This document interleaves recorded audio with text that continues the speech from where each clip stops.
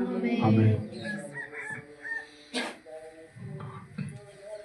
పరిశుద్ధ గ్రంథంలో నుండి అపొస్తలుల కార్యములు 7వ అధ్యాయము 20వ వచనం చదువుదాం. ఆ కాలమందు మోషే పుట్టెను. అతడు దివ్య సుందరుడై తన తండ్రి ఇంట 3 నెలలు పెంచబడెను. తరువాత అతడు బయట పారవేయబడి పడినప్పుడు ఫరో కుమార్తె అతన్ని తీసుకొని తన కుమారునిగా పెంచుకొనెను. ఓకే, గడిచిన వారములో మనము 17, 18, 19 వచనాలు మనం ధ్యానించాం.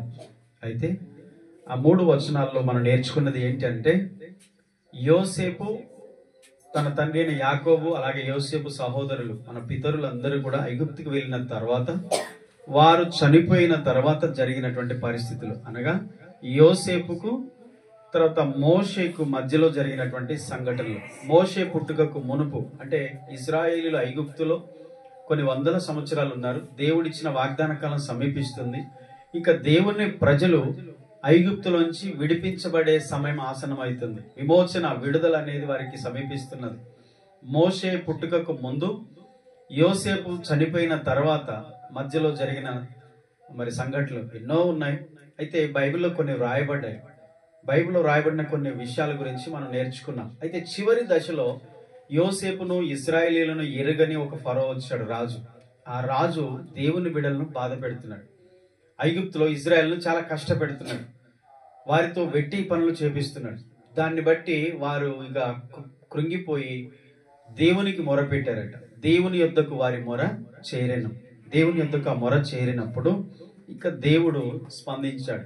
ఎలా స్పందించాడంటే, ఆయన ఏ మాట అయితే చెప్పాడో ఆ మాటను గుర్తు చేసుకున్నాడు. అబ్రహాముతో చెప్పిన మాట, అబ్రహాంకి ఇచ్చిన వాగ్దానాన్ని దేవుడు జ్ఞాపకం చేసుకొని తన ప్రజలను విడిపించడానికి ఆయన దిగి వచ్చాడు.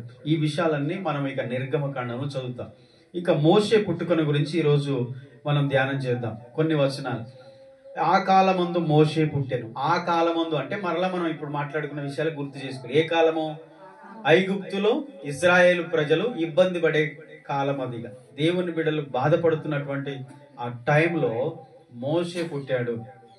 మోషే పుట్టిన ఆ సందర్భంలో ఐగుప్తులో కొన్ని రాజు పెట్టిన కొన్ని ఆంక్షలు ఉన్నాయి. ముఖ్యంగా ఒక ఆజ్ఞ ఉంది. ఏంటంటే, ఈ హెబ్రీ పిల్లలు, దేవుని పిల్లలు, హెబ్రీలు, యూదుల పిల్లలు ఎవరైనా మగ పిల్లలు పుడితే వెంటనే వారిని చంపి బయట పారవేయాలని ఒక ఆజ్ఞ ఆ దేశంలో ఉంది. కాబట్టి ఇక మోషే యొక్క తల్లి తనను ఎలాగంటే వారి కంటపడకుండా 3 నెలలు పెంచింది.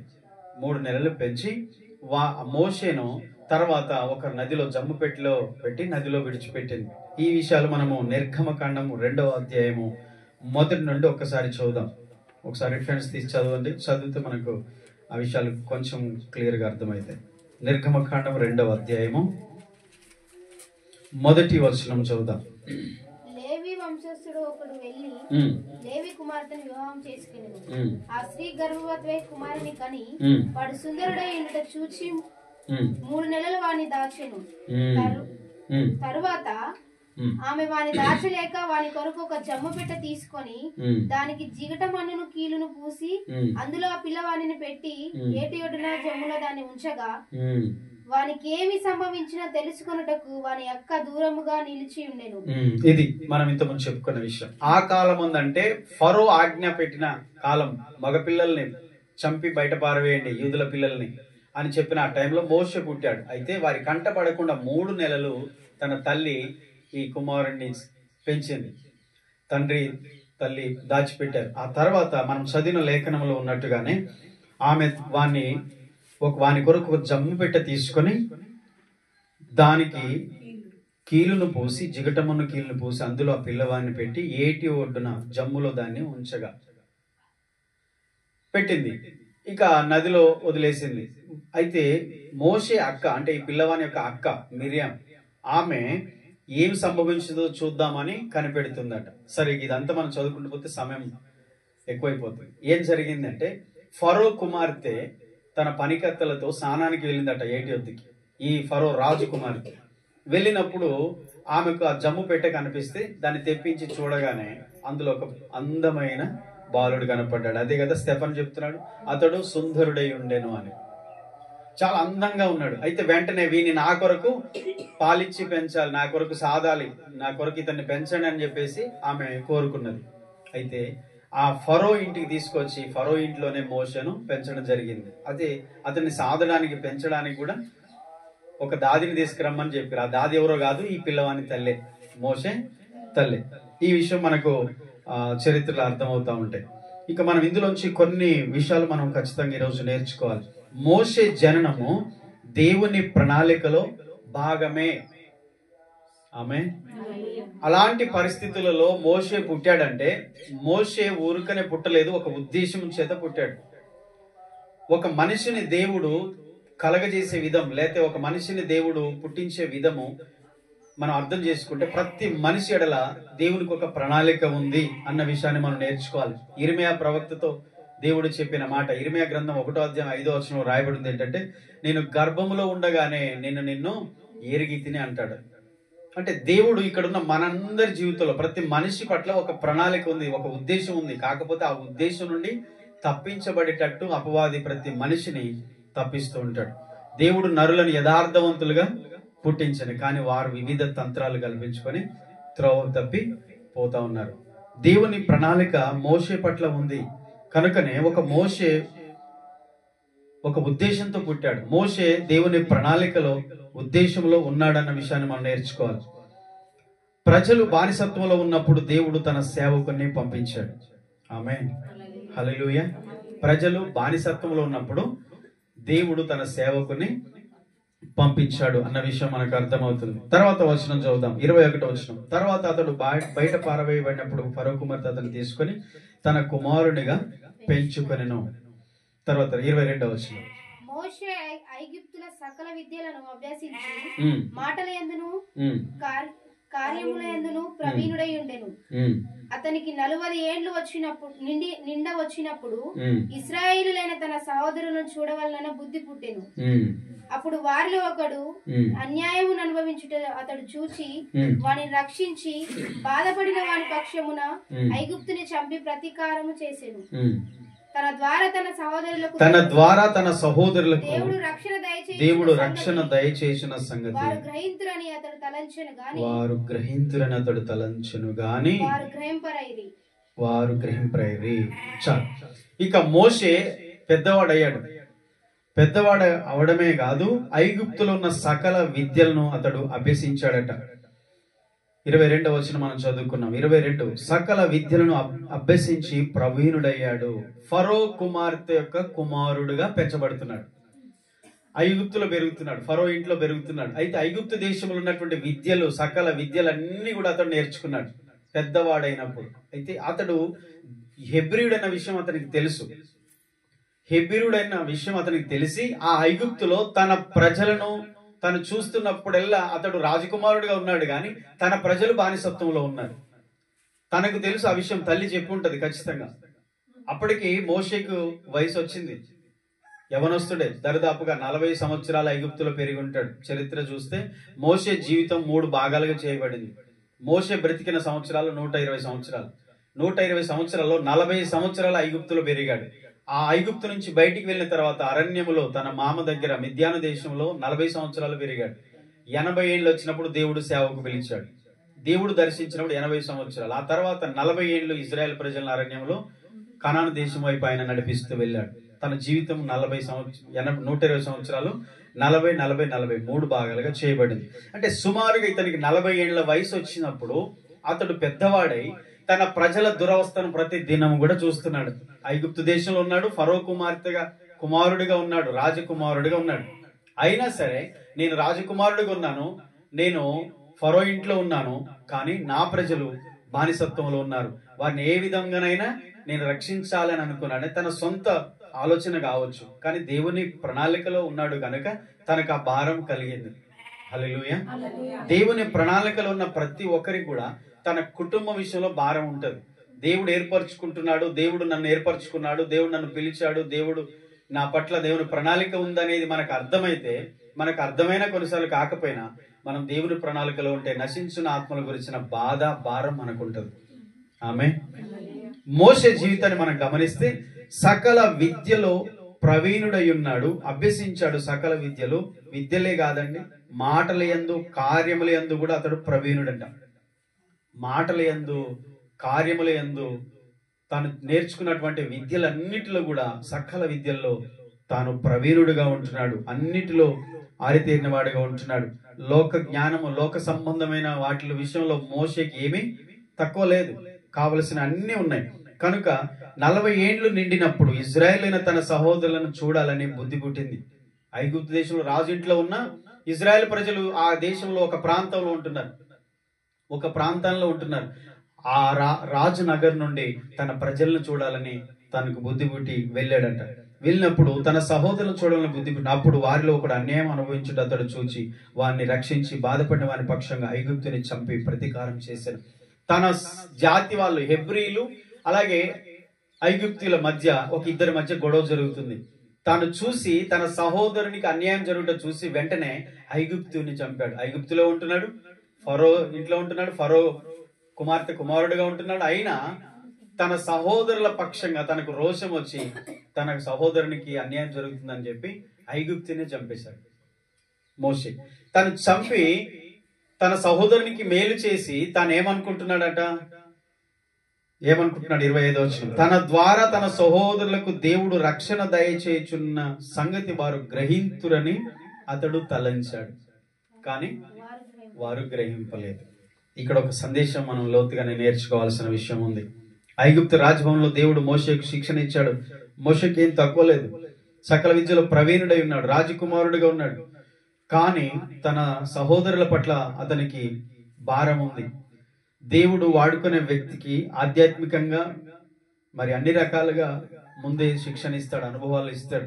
మోషే దేవుని సేవకుడు అవ్వబోతున్నాడు, నాయకుడు అవ్వబోతున్నాడు, ప్రజల్ని విడిపించడానికి, ప్రజలను నడిపించడానికి ఒక లీడర్ కాబోతున్నాడు. విషయం దేవునికి తెలుసు. అయితే ఐగుప్తులో లోక సంబంధమైన అన్ని నేర్చుకోవడానికి దేవుడు అవకాశం ఇస్తాడు. ఎందుకనంటే కొన్ని తర్వాత దేవుని సేవలోకి వచ్చిన తర్వాత అవి అనుభవాలుగా మారుతాయి. గత జీవితంలోంచి మనం ఏమైనా నేర్చుకుంటామో దేవుల్లో, అంటే గతంలో మనం అనుభవించిన అనుభవాల ద్వారా దేవుని మార్గంలో వెళ్తున్నప్పుడు ఇవన్నీ పాతవే, కొత్తవేమి కావు అని మనం వాటన్నిటిని బట్టి, అనుభవాలను బట్టి మనం ఇంకా దేవునిలో ముందుకు నడవడానికి, లేదా రెండవది ఏంటంటే మనము అనుభవించిన అనుభవాల ద్వారా మనం దేవుని ఎరిగిన తర్వాత దేవుని సేవలో ఉంటున్నప్పుడు ఇతరులకు మన అనుభవాల నుంచి ఇతరులకు ఆదరణ ఇవ్వడానికి, మాదిరి ఇవ్వడానికి అవి ఉపయోగపడతాయి. ఆమె వాటిని మేలుగా మనం తీసుకుంటే, గతంలో నా జీవితం ఇలాంటి స్థితిలో ఉంది, అలాంటి స్థితిలో ఉంది, అలాంటి పరిస్థితుల్లో ఉన్న దేవుడు సహాయం చేశాడు, విడిపించాడు అని మనకు అనుభవం వస్తే నెక్స్ట్ ఇంకొకరు అలాంటి పరిస్థితుల్లో ఉన్న వాళ్ళకి మనం చెప్పగలుగుతాం, ఏం కాదమ్మా నాకు కూడా ఇలాగ వచ్చింది, నేను కూడా అలాంటి కష్టాల్లో ఉన్నాను, దేవుడు సహాయం చేశాడు, నేను బయటకు వచ్చాను, నువ్వు ధైర్యంగా ఉండు అని చెప్పగలుగుతాం. ఈ అనుభవం లేకపోతే ఎలా చెప్తాం? అంటే కొన్నిసార్లు మనము లోక సంబంధంగా నేర్చుకునేవి అవి ఏవైనా సరే అనుభవాలు కొన్ని మేలుకరమైనవి ఖచ్చితంగా ఇతరులకు ఉపయోగకరంగా ఉంటాయని నేర్చుకోవచ్చు. మోషేకు ఎప్పుడైతే ఈ ఆలోచన వచ్చిందో 40 సంవత్సరాలు నిండొచ్చినప్పుడు తన సహోదరులను చూడాలని వెళ్ళి తన సహోదరునికి అన్యాయం జరుగుతుంటే అతనికి న్యాయం చేయాలనుకొని తనతో పోట్లాడే ఐగుప్తుని చంపేశాడు. చంపేసి ఇక నేను వీరికి మేలు చేయడానికి వచ్చాను అని నన్ను అర్థం చేసుకుంటారని తలంచాడు, గాని వారు అర్థం చేసుకోలేదు. ఇక్కడ మోషే తన సహోదరుని కాపాడడానికి ప్రయత్నించగా వారు తిరస్కరించారు. ఇది పాత నిబంధన, కొత్త నిబంధనలో ఉన్న కొంతమంది భక్తుల జీవితాల్లో ఇంకా కొన్ని మనం నేర్చుకోవచ్చు. అయితే ఇది ఆధ్యాత్మిక జీవితంలో, దైవిక జీవితంలో, కొన్నిసార్లు సేవ జీవితంలో కూడా అక్షరాల నెరవేరుతుంది. మేలు చేయడానికి దేవుడు ఉద్దేశిస్తాడు, కానీ ప్రజలు అర్థం చేసుకోరు. ప్రజలకు మేలు జరిగించడానికి దేవుడు తన సేవకులను పంపిస్తాడు, కానీ ప్రజలు అర్థం చేసుకోరు. మోషే జీవితంలో జరిగింది, కొత్త నిబంధనలో యేసుక్రీస్తు జీవితంలో సేమ్ ఎగ్జాక్ట్ అదే జరిగింది. మనం యోహాను సువార్త 1వ అధ్యాయం 11వ వచనం మీరు ఒక్కసారి చదవండి. తన వారే ఆయనను స్వీకరించలేదు అని స్పష్టంగా ఇక్కడ రాయబడిన మాట. యోహాను సువార్త 1వ అధ్యాయము 11వ వాక్యం చూద్దాం. ఆయన తన స్వకీయుల యొద్దకు వచ్చెను, ఆయన స్వకీయులు ఆయనను అంగీకరింపలేదు. స్వకీయులు అంటే తన సొంత వారే, తన ఇంటి వారే, తన రక్త సంబంధులే, తనకు సంబంధించిన వాళ్ళే. ఒక విధంగా చెప్పాలంటే తన ఇంట్లో ఉన్న వాళ్ళే ఆయనను అంగీకరించలేదు. ఆయన ఎందుకు వచ్చాడు? తన స్వకీయులను రక్షించడానికి వచ్చాడు. తన ఇంటి వారిని, తన జాతి వారిని, ఇజ్రాయేలీలను, యూదులను, దేవుని వాగ్దాన ప్రజలందరినీ కూడా రక్షించడానికి, వారికి ఒక రక్షణ కల్పించడానికి వచ్చాడు. యేసుక్రీస్తు ఎందుకు వచ్చాడు? యేసుక్రీస్తు ఎందుకు వచ్చాడు? ఆయన ప్రజలను, పాపులను రక్షించడానికి, పాపులను నీతిమంతులుగా చేయడానికి, నరక శిక్ష నుండి తప్పించడానికి యేసు ప్రభు వారి లోకానికి వచ్చాడు. ఈరోజు యేసు ప్రభు వారు ఎందుకు వచ్చాడో దాన్ని దేవుని నమ్మిన, యేసు ప్రభుని నమ్మిన బిడలకే అర్థం కావట్లేదు. ఇంకా లోకానికి ఏమర్థమవుతుంది? వారు అపార్థం చేసుకుంటున్నారు. ఇది మన మతం కాదు, ఇది మన దేవుడు కాదేనా, ఇది మన దేశం కాదు వీళ్ళది, రకరకాల పేర్లు పెట్టి వాళ్ళు దూరం పెడుతున్నారు. కానీ తన నమ్మిన బిడలకైనా అర్థమవుతున్నాడా యేసు ప్రభు వారు? చాలా మందికి అర్థం కావట్లేదు. ఆ రోజు యూదులకు కూడా అర్థం కాలేదు. ఆయన తన స్వకీయుల యొద్దకు వచ్చెను గాని వారు ఆయనను అంగీకరింపలేదు, ఆయనను ఇష్టపడలేదు, ఆయన రిసీవ్ చేసుకోలేదు, ఆయన చేర్చుకోలేదు. సిలువ వేసి చంపించారు. వాళ్ళు ఆయన్ని హింసించారు, బాధ పెట్టారు, జీవిత కాలం అంతా బాధ పెట్టారు. యేసు ప్రభు శిలువ మరణం అంత వరకు కూడా ఆయన బాధ పెడుతూనే ఉన్నారు. ఆయన్ని ప్రతి దినం శోధించారు, ప్రతి దినం విమర్శించారు. ప్రతిరోజు ఆయన ఎక్కడ వెళ్ళి కూర్చుంటే, ఎక్కడ ప్రజలతో మాట్లాడుతుంటే అక్కడికి వెళ్ళి గుంపులుగా శాస్త్రులు, పరిసయ్యులు వీళ్ళని ప్రభువుని విమర్శించడమే వీరి పని. ఆయన్ని విమర్శించడం, తప్పులు పట్టడం, లోపాలు వెతకడం, నిందించడం, ఆయన్ని బాధ పెట్టడమే వారి జీవితంలో వారికి ధ్యేయంగా పెట్టుకున్నారు. ఆయన తన స్వకీయుల యొద్దకు వచ్చెను కానీ వారు ఆయన అంగీకరింపలేదు. యేసు ప్రభు గురించి చెప్పబడిన మాట ఇది. ఈరోజు ప్రతి దేవుని బిడ్డకు ఇలాంటి పరిస్థితి ఎదురవుతుంది. ముఖ్యంగా సేవలో ఉన్న సేవకులకు, దేవుని సేవ చేస్తున్న సేవకులకు ఇలాంటి పరిస్థితి వస్తుంది. ఆనాడు మోషే పరిస్థితి కూడా అదే. మోషే రాజకుమారుడై ఉండి తన రాజ వైభోగమును గురించి ఆలోచించుకోకుండా ఐగుప్తులో ఒక మూలన, ఒక ప్రాంతంలో ఉన్న తన ప్రజల బాధను చూసి వారిని చూడాలనే బుద్ధి పుట్టి, ఇష్టం పుట్టి వారి దగ్గరికి వెళ్ళి చూసేసరికి తన సహోదరులకు అన్యాయం జరుగుతున్నది. ఐగుప్తులో ఒకడు ఆయన కొడుతున్నాడు. నా సహోదరులకు అన్యాయం జరుగుతుందని వెళ్ళి సహోదరుని పక్షంగా ఐగుప్తుని చంపి ఇసుకలో పాతి పెట్టేశాడు. తను అర్థం చేసుకుంటారు అనుకున్నాడు. వారికి నేను మేలు చేస్తే, వారికి నేను సహాయం చేస్తే అర్థం చేసుకుంటారు అనుకున్నాడు. కానీ అర్థం చేసుకోలేదు. ఏం జరిగింది? కింది వచనాలు మీరు చదవండి ఒకసారి. ఇదే విషయము నిర్గమకాండం 2వ అధ్యాయము 11వ వచనం చదివితే మీకు అర్థమవుతుంది. నిర్గమకాండం 2వ అధ్యాయం 11వ వచనం నుండి. ఆ దినములో మోషే పెద్దవాడై తన జనుల యొద్దకు పోయి వారి భారములను చూచెను. అప్పుడు అతడు తన జనులలో ఒక హెబ్రీని ఒక ఐగుప్తుడు కొట్టుట, తన జనులలో ఒక హెబ్రీని ఒక ఐగుప్తుడు కొట్టగా చూసెను. అతడు ఇటు అటు తిరిగి చూచి ఎవడును లేకపోగా ఆ ఐగుప్తుని చంపి ఇసుకలో వానికి కప్పి పెట్టెను. మరునాడు అతడు బయట నడిచి వెళ్ళుచుండగా హెబ్రీలైన మనుషులిద్దరు పోట్లాడుచుండిరి. అప్పుడు అతడు అన్యాయం చేసిన వాని చూచి, నీవేళ నీ పొరుగువాని కొట్టుచున్నావని అడుగగా అతడు మా మీద నిన్ను అధికారిని గాను తీర్పరి గాను నియమించిన వాడెవడు? నీవు ఐగుప్తిని చంపినట్లు నన్ను నువ్వు చంపవాలని అనుకొనుచున్నావా నేను. అందుకు మోషే నిశ్చయముగా ఈ సంగతి బయలుపడేదనుకొని భయపడెను.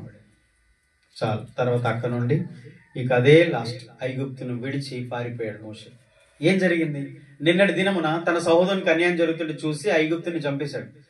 మరలా మరుసటి రోజు చూస్తే మళ్ళీ వీళ్ళిద్దరు సహోదరులే, హెబ్రీలే కొట్టుకుంటున్నారు. మీరు సహోదరులు కదా, మీరు ఎందుకు కొట్టుకుంటున్నారు? నిన్నంటే వేరే వాడు ఐగుప్తుని పొట్లాడుతున్నారు, అది సరే, మీకు శత్రువు కాబట్టి మీకు పడని వ్యక్తి పొట్లాడు. మీరు ఇప్పుడు సహోదరులు కదా, మీరెందుకు పొట్లాడుకుంటున్నారు అంటే వాళ్ళు ఏమన్నారు? అవును కదా, మన సహోదరులం కదా అని అనలేదు. నిన్న వచ్చి ఒక ఐగుప్తుని చంపేశావు, ఇప్పుడు మమ్మల్ని కూడా చంపాలనుకుంటున్నావా అని చెప్పేసి ఆయన్ని వెంటనే అపార్థం చేసుకున్నారు. ఇతడు మనకి సహాయం చేయడానికి వచ్చాడు. నిన్న మనల్ని ఒక ఐగుప్తుడు కొడుతుంటే మన పక్షంగా ఇతడు మనకి సహాయం చేశాడు, మన శత్రువుతో పోరాడాడు, వాడిని కొట్టి చంపాడు, మనకి మేలు చేయడానికి వచ్చాడు అని ఆలోచించట్లేదు. మమ్మల్ని కూడా మాలో ఒకరిని చంప చూస్తున్నావా అనగానే ఈ విషయం ఇక ఐగుప్తు తెలిసిపోయింది, ఫరో కూడా తెలిసిపోద్దని ఇక తను ఫరో ఇంటికి వెళ్ళలే, మళ్ళీ తన రాజకుమారునికి రాజ గృహానికి వెళ్ళలేదు. అక్కడి నుండి అతడు పారిపోయాడు, ఇక ఆ ఐగుప్తు దేశాన్ని విడిచిపెట్టిపోయాడు. ఇది దేవుని ప్రణాళికే. కానీ ఇక్కడ మనం అర్థం చేసుకోవాల్సింది ఏంటంటే, దేవుడు ఎవరినైనా తన ప్రజలకు మేలు చేయడానికి విమోచకుని లేకపోతే ఒక సేవకుని, నాయకుని తన ప్రజల కొరకు పంపిస్తే ప్రజలు అర్థం చేసుకుంటారు అనుకుంటే సేవకుని అర్థం చేసుకోలేదు. మోషేని తన సొంత వారు అర్థం చేసుకోలేదు. యేసు ప్రభుని తన స్వకీయులు అంగీకరించలేదు. అలాగే దేవుని ప్రజలు కూడా ఈరోజు సేవలు, అదే సంఘము దేవుని సేవకుని అర్థం చేసుకోవట్లేదు.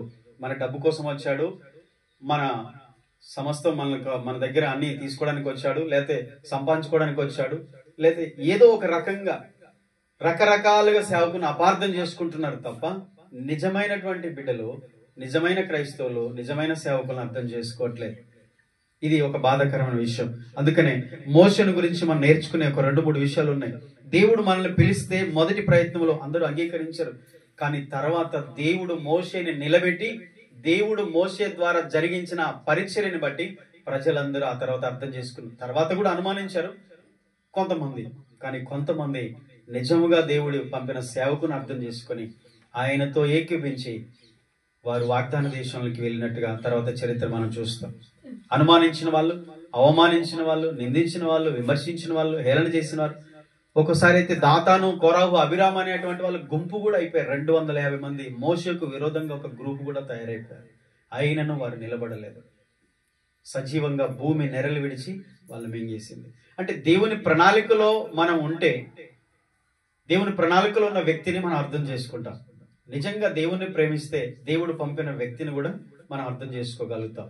దేవుని సేవను అర్థం చేసుకోగలుగుతాం. మొదటిగా దేవుని సంఘాన్ని కూడా మనం అర్థం చేసుకోగలుగుతాం. అవును, నేను దేవుని ప్రణాళికలో ఉన్నాను, దేవుని యొక్క ప్రణాళిక ఇది, నేను ఆయన మార్గంలో, ఆయన ప్రణాళికలో నేను నడవాలి అని మనం అర్థం చేసుకుంటాం. అయితే అది వారు అర్థం చేసుకోలేదు. కొన్నిసార్లు దేవుడు తన సహోదరులను కాపాడడానికి మోషేని ఎన్నోసార్లు పంపించిన చాలా మంది అనుమానించారు. తర్వాత చరిత్రలో మనం నేర్చుకుంటాం. ప్రజల తిరస్కారం వలన పిలుపు నిలిపివేయబడదు. ప్రజలు తిరస్కరిస్తారు, కానీ దేవుడు పిలిచిన పిలుపు మాత్రం ఆగిపోదు. అది గుర్తుపెట్టుకోవాలి. మోషేని దేవుడు పిలిచాడు, పిలుస్తున్నాడు, కానీ ప్రజలు తిరస్కరించారు. అవుట్, నువ్వెవరు, మాకు అవసరం లేదు.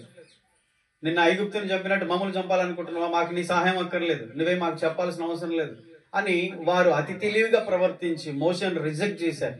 కానీ మోషే పిలుపు రిజెక్ట్ అయిందా? దేవుడు పిలిచిన పిలుపు వ్యర్థమైందా? దేవుని పిలుపు ఆగిపోయిందా? ఆగిపోదు. వాళ్ళు వద్దనుకున్నా వాళ్ళు ఇంకా బాధలోనే ఉంటారు. వద్దనుకుంటే విమోచకుడు, విడిపించేవాడు వస్తుంటే వద్దనుకుంటారా?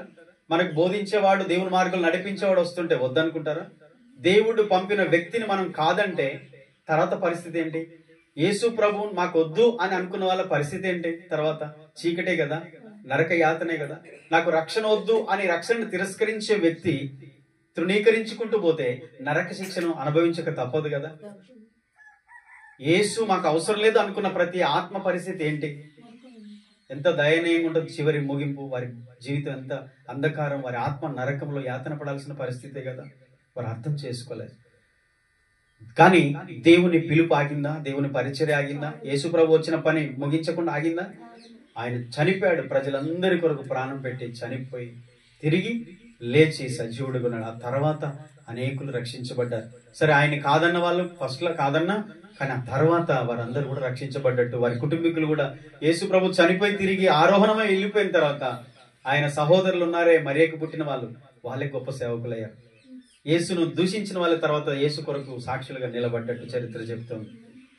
ఈరోజు మనం అర్థం చేసుకోవాలి. ఈరోజు మన వ్యక్తిగత జీవితాలు కూడా మన ఇలాంటి తృణీకారాలు వస్తాయమ్మా. నువ్వు ఒక్కడివే ప్రభువుని నమ్ముకున్నా నీకు కూడా ఇదే పరిస్థితి వస్తుంది. నీ కుటుంబంలో కొన్నిసార్లు నీకు కూడా అదే వ్యతిరేకత వస్తుంది. మాకు అవసరం లేదు అంటారు.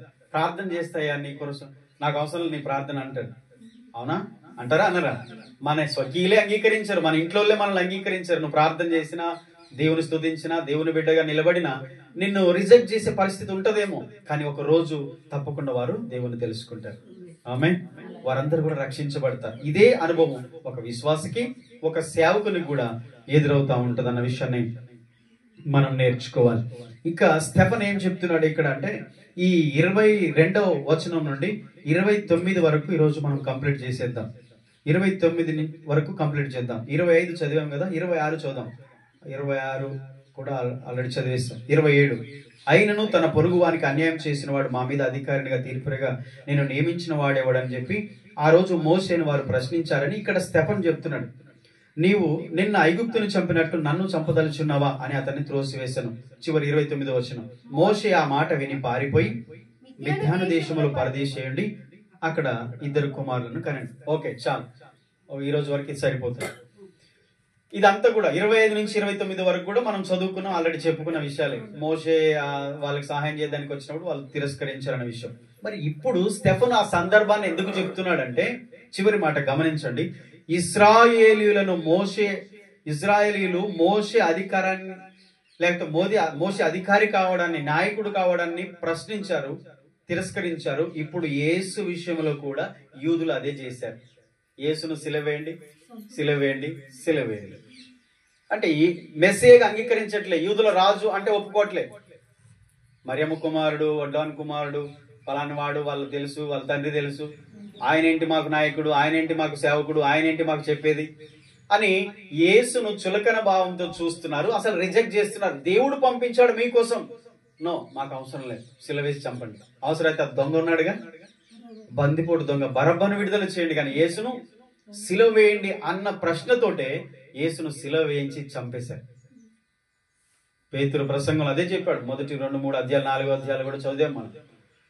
తర్వాత స్టెఫను కూడా అదే ప్రస్తావన తీసుకొచ్చాడు. చరిత్ర, అబ్రహాం నుండి చరిత్ర చెప్పుకుంటూ వచ్చి మోషే దగ్గరికి వచ్చినప్పుడు కూడా అదే చెప్తున్నాడు. మోషేను కూడా మీ పితరులు సహాయం చేయడానికి వస్తే ఆయన అపార్థం చేసుకొని ఆయన ప్రశ్నించారు. నువ్వు మా మీద అధికారిగా నేను నియమించిన వాడు ఎవడు? 28, 29 వచనాలు అదే చెప్తున్నాడు స్టెఫన్ ఇక్కడ. మనం అక్కడ నిర్గమకాండము 2వ అధ్యాయం 11 నుంచి 15 వరకు చదివాం. అదే విషయాలు స్టెఫన్ ఇక్కడ చెప్పాడు. మా మీద అధికారిగా నేను నియమించిన వాడెవడు? మోషే వారికి నాయకుడుగా ఉండడానికి నిర్ణయించింది ఎవరు చెప్పండి? దేవుడే. ఆ విషయం అర్థమైందా? సంఘానికి అర్థం కావాలి. సంఘానికి ఒక ఆత్మీయ తండ్రిని, ఒక సేవకుణ్ణి, ఆత్మీయ నాయకుణ్ణి సంఘానికి నియమించింది దేవుడే. ఓట్లేసి గెలిపించుకునేది రాజకీయం కాదు. ఇది డబ్బులు ఇచ్చి కొనుక్కొచ్చుకొని నిలబెట్టుకునేది కాదు. నీకు నెల జీతం ఇస్తాం రాయా, మాకు వాక్యం చెప్పు అని తెచ్చుకున్నది కాదు. దేవుని పిలుపు, దేవుని అభిషేకం, దేవుని దర్శనం, దేవుని నడిపింపు. దేవుడు నాయకుని మీకు నియమించాడు. మీరు తృణీకరిస్తే, మీరు కాదంటే, మీరు త్రోసివేస్తే, మీరు విమర్శిస్తే, సేవకుని మీరు అనవసరంగా మాట్లాడితే దేవునికి లెక్క చెప్పాలి. ఎవరికి చెప్పాలి? దేవునికి లెక్క చెప్పాలి. మోషేను ప్రశ్నించారు ఆ రోజు, యేసును ప్రశ్నించారు కొత్త నిబంధన కాలంలో. ఆనాడు మోషేని ప్రశ్నించిన ఆ ప్రజలే తర్వాత కాలంలో యేసును కూడా ప్రశ్నించారు. నువ్వు మెస్సయ్యవా? నువ్వు మాకు రాజువా? నువ్వు దేవుని కుమారుడువా? దేవదూషణ చేస్తున్నాడు వీడు, వీని చంపండి, సిలువ వేయండి అని అనవసరమైన మాటలు మాట్లాడి తీర్పు మీదికి తెచ్చుకున్నారు. దేవుని కోపాన్ని వారి మీదికి తెచ్చుకున్నారు. ఆ రోజు చల్లా చెదురు, ప్రపంచం అంతా నలుమూల చెదిరిపోయారు. ఆ రోజు ఇజ్రాయిల్ 1990, 47, 45 నాటికి మరలా ఇజ్రాయెల్ చిన్న దేశముగా మరలా ఏర్పడింది. అడ్రస్ లేకుండా గల్లంతైపోయింది. కొన్ని వందల ఏళ్లు ప్రపంచ వ్యాప్తంగా యూదులు చెదిరిపోయారు. యేసును అనవసరంగా నీతిమంతుని రక్తాపరాధము నిమిత్తం వారు తీర్పులకు లోనైపోయి చెదిరిపోయిన రోజు ఆ రోజు. కానీ దేవుడు కనికరం గల దేవుడు. తన బిడ్డలను విడిచిపెడతాడా? ఎంత దూషించినా, చివరికి సిలువ వేసి చంపిన, ఆయన ముఖాన ఉమ్మి వేయించారు కదా, కొరలతో కొట్టారు కదా, ఆయన్ని అంత బాధ పెట్టిన దేవుడు ప్రేమ గల దేవుడు. తన బిడ్డలను విడిచిపెట్టాడు, సమకూర్చాడు ఇజ్రాయెల్. ఈరోజు మరలా ప్రపంచానికి ఒక సవాలుగా ఉంచాడు.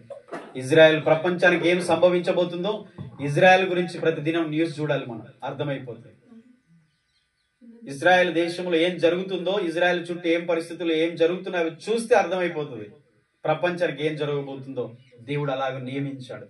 ఈరోజు మనం అర్థం చేసుకోవాలి, దేవుడు పంపిన వ్యక్తిని, దేవుడు నియమించిన నాయకుడిని ప్రశ్నించకూడదు. ప్రశ్నించడం అంటే అనవసరమైన సేవ చేసే సేవకులు ఉన్నారు, దేవునికి అవమానం తెచ్చే సేవలు ఉన్నాయి. ఆ విషయంలో ప్రశ్నించాలి. ఇది తప్పు, ఇలా చేయకూడదు అని మాట్లాడవచ్చు.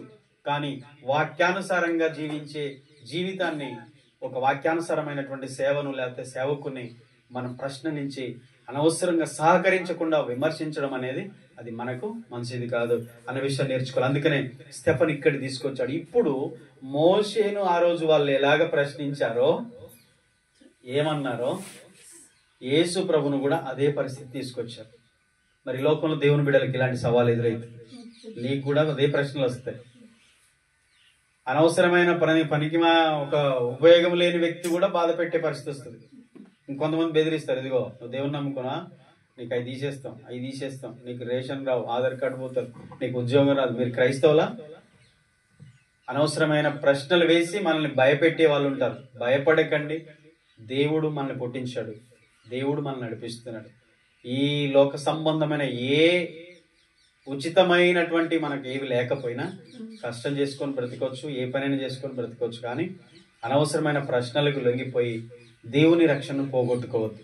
బెదిరింపులు వచ్చినా, ఎన్ని జరిగినా భయపడద్దు. యేసు ప్రభువుని బాధ పెట్టినా, ఎన్ని చేసినా తర్వాత ఆయన సేవకులను కూడా అదే పరిస్థితి.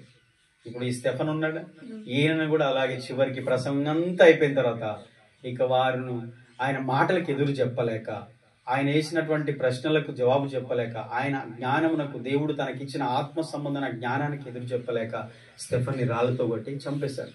కానీ వాళ్ళకి తెలియదు, ఒక స్టెఫను చనిపోతే ప్రపంచాన్ని తల్లకిందులు చేసి ఒక పౌలు పుడతాడని.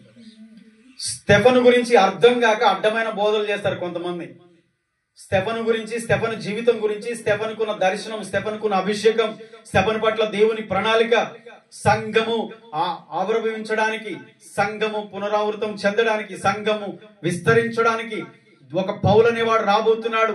పౌలు రావాలంటే స్టెఫను చనిపోవాలి. ఒక గోధుమ గింజ, కొన్ని లక్షల గోధుమలు పుట్టాలంటే ఒక గోధుమ గింజ భూమిలో పడి చనిపోవాలి. ఆ విషయం అర్థం కాకుండా తప్పుడు బోధలు చేస్తారు కొంతమంది.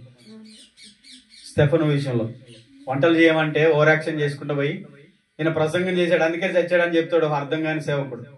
నిజంగా అసలు వాక్యం అర్థం కాదు, దేవుని ప్రణాళిక అర్థం కాదు, దేవుని ఉద్దేశం అర్థం కాదు. సొంత ఉద్దేశాలు అందులో పెట్టి సొంతంగా చెప్పుకుంటారు. కానీ దేవుని ప్రణాళిక స్టెఫను ద్వారా మంట మండింది, అగ్ని రగిలింది, నిప్పు, చిన్న నిప్పు అడవిని తగలబెట్టినట్టు స్టెఫన్ అనే ఒక అగ్ని, ఒక చిన్న నిప్పు ఇక ప్రపంచంలో ఉజ్జీవం తీసుకొచ్చింది. ఆ ఉజ్జీవానికి కారకుడి స్టెఫను. మొట్టమొదటి హతసాక్షి స్టెఫను. సంఘము అభివృద్ధి చెందడానికి స్టెఫనే కారకుడయ్యాడు. ఒకే చోట కూర్చొని, ఒకే చోట గుంపుగా కూర్చొని గ్రహింపులేని మందగా, గ్రహింపులేని వ్యక్తులుగా ఉంటున్న వారు ప్రపంచంలో గొప్ప ఉజ్జీవానికి కారకులు కావాలంటే స్టెఫను చావాలి, సంఘంలో శ్రమ రావాలి, సంఘం హింసించబడాలి. ఈరోజు నీకు శ్రమ వచ్చినా, కష్టం వచ్చినా, బాధ వచ్చినా నువ్వు అర్థం చేసుకోవాలి, దేవుల్లో నేను స్థిరంగా నిలబడితే ఈ కష్టం, బాధ ద్వారా దేవుడు ఖచ్చితంగా గొప్ప కార్యాలు చేస్తాడని. ఆమె ఆ విషయాన్ని మనం అర్థం చేసుకోకపోతే అపార్థం చేసుకుంటాం. ప్రశ్నలు ఎదురవుతాయి, ఎన్నో సమస్యలు వస్తాయి, ఎన్ని వచ్చినా దేవుని యొక్క ఉద్దేశమే నెరవేరుతుంది. మోషే తన పిలుపును అర్థం చేసుకున్న, ప్రజలు మాత్రం అర్థం చేసుకోలేదు, అంగీకరించలేదు. దీనికి సంబంధించిన విషయాలు ఎన్నో ఉన్నాయి మనం చెప్పుకోవాలంటే. దావీదును దేవుడు అభిషేకించడానికి ముందు, దావీదును అభిషేకించడానికి వెళ్ళిన సమయలు ప్రవక్త కూడా అర్థం చేసుకోలేదండి. ఒక మాట జాగ్రత్త వినాలి. దావీదును దేవుడు ఎన్నుకుంటున్నాడు. దావీదును దేవుడు ఎన్నుకోవడానికి ముందు సమయలు ప్రవక్త వెళ్ళి దావీదు తండ్రి అయిన యెషయాని కలిసి తన కుమారులందరినీ పిలిపించి, మొదటిగా పెద్ద కుమారుడు రాగానే ఇతడే దేవుడు ఏర్పరచుకున్నాడు అనుకుని అతన్ని అభిషేకించడానికి ప్రయత్నించాడు. కానీ దేవుడు అంటున్నాడు, ఇతడు కాదు, నువ్వు పై రూపమును చూడకు. దావీదును దేవుడు ఎన్నుకున్నాడన్న విషయం సమయలు కూడా అంగీకరించలేకపోయాడు. దావీదు చివరివాడు రాగానే, దావీదును చూడగానే ఇతడా అన్నట్టు అనిపించాడు. కానీ మనుషులు చూసే చూపు వేరు, దేవుడు చూసే చూపు వేరు. దావీదు చూస్తే బక్కగా ఉంటాడు, ఎర్రగా ఉంటాడు, చిన్నగా ఉంటాడు. ఇతడు రాజా, గొర్రె పిల్లలు కాసుకోవడానికి పనికి వస్తాడు. ఇతడు రాజు ఎలా అవుతాడు అన్నట్టు అనిపిస్తుంది మనుషుల చూపుతో చూస్తే. సమయలు కూడా ఆశ్చర్యపోయాడు. తన అన్నలు చూసి వీళ్ళే దేవుడు ఏర్పరచుకున్నాడు అనుకున్నాడు. కానీ మనుషులు చూసేవి దేవుడు చూడడు. మనుషులు పై రూపాన్ని చూస్తారు. ఈయన మాకు పాస్టరా, ఈయన సేవకుడా, ఈయన గురించి తెలుసులే అనుకోకు. దేవుని ప్రణాళికలో ఉన్న వ్యక్తి అతడు. ఈమెం చేస్తుందిలే, ఇతడేం చేస్తాడులే అనుకోకు. దేవుడు ఏర్పరచుకున్న వ్యక్తి, దేవుని చేతిలో ఒక ఆయుధం. జాగ్రత్తగా ఉండాలి. అందుకనే మనం పైరు పని చూడొద్దు, దేవుని ఉద్దేశాన్ని చూడాలి. చిన్న సంఘమా, చిన్న మందిరమా, ఇవన్నీ మనం తక్కువ చూపు చూడొద్దు. దేవుని ప్రణాళిక, ఈ ఊరికి దేవుని యొక్క ప్రణాళికలో సంఘము, సేవ, సేవకుడు, దేవుని బిడ్డలు దేవుని ప్రణాళికలో ఉన్నారు. మనం చిన్న చూపు ఎవరిని చూడొద్దు, అంగీకరించాలి. రిజెక్ట్ చేయొద్దు, ప్రశ్నించొద్దు, విమర్శించొద్దు, తృణీకరించొద్దు, అంగీకరించాలి. మా కొరకు దేవుడు పంపించాడు. దేవుడు పంపించిన వ్యక్తిని, దేవుని ప్రణాళికలో ఉన్న వ్యక్తిని మనం అర్థం చేసుకుంటే మనం దేవుని ఉద్దేశంలో ఉంటాం. లేదంటే తోసివేయబడతాం, దేవుని చిత్తం నుంచి బయటికి తోసివేయబడతాం. ఆ తర్వాత మనకి ఇబ్బంది. కాబట్టి ఈరోజు మోషే జీవితంలో ఏం జరిగింది నేర్చుకున్నాం. మోషే కొంతవరకు వచ్చాడు, వాళ్ళు అంగీకరించలేదు. 40 ఏళ్ల వయసు వచ్చింది, మోషేని అరెస్ట్ చేసుకోలేదు. అక్కడి నుంచి మోషే పారిపోయాడు. స్టెఫన్ చెప్పినటువంటి ఆ ప్రసంగంలో 29వ వచనంలో మోషే మిద్యాను దేశానికి వెళ్ళి అక్కడ వివాహం చేసుకున్నాడు. 2 కుమారులు, అక్కడ ఉండిపోయాడు. ఇక అక్కడ ఏం జరిగింది అనేది మళ్ళీ నెక్స్ట్ వారం మనం ధ్యానం చేద్దాం. ఈ రోజు నేర్చుకున్న విషయాలు, దేవుడు పంపిన వ్యక్తిని మనం విమర్శించొద్దు. యేసు ప్రభును కూడా వాళ్ళు అలాగే విమర్శించి, ప్రశ్నించి లాస్ట్కి ఆయన అంగీకరించకుండా సిలువేసి చంపారు. దేవుడు పంపిన సేవకుని, మనిషిని మనం అంగీకరించాలి తప్ప తృణీకరించొద్దు. ఆమె మోకరించుదాం, చిన్న ప్రార్థన చేసుకుందాం. దేవా, మీకు స్తోత్రాలు చెల్లిస్తున్నాను. అపొస్తలుల కార్యము 7వ అధ్యాయం 22 నుంచి 29 వరకు. ఆ కాలం ముందు మోషే పుట్టాడు. అతడు దివ్య సుందరుడై ఫరో ఇంట్లో పెంచబడ్డాడు. సకల విద్యలు నేర్చుకున్నాడు. మాటలేందు కార్యముందు ప్రవీణుడయ్యాడు.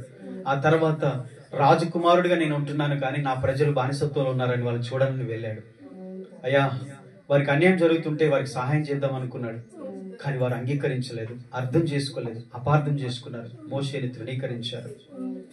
యేసు ప్రభు కూడా తన స్వకీయుల వద్దకు వచ్చాడు, కానీ వారు ఆయన అంగీకరించలేదు, తృణీకరించారు. దేవా, అయ్యా, ఈరోజు మేమైనా మా కొరకు పంపబడిన దేవుని సేవకులైనా దేవుని ప్రణాళికలో ఉన్న వ్యక్తుల్ని మేము అర్థం చేసుకోవాలి తప్ప అపార్థం చేసుకొని వారిని తృణీకరించొద్దు, ప్రశ్నించొద్దు.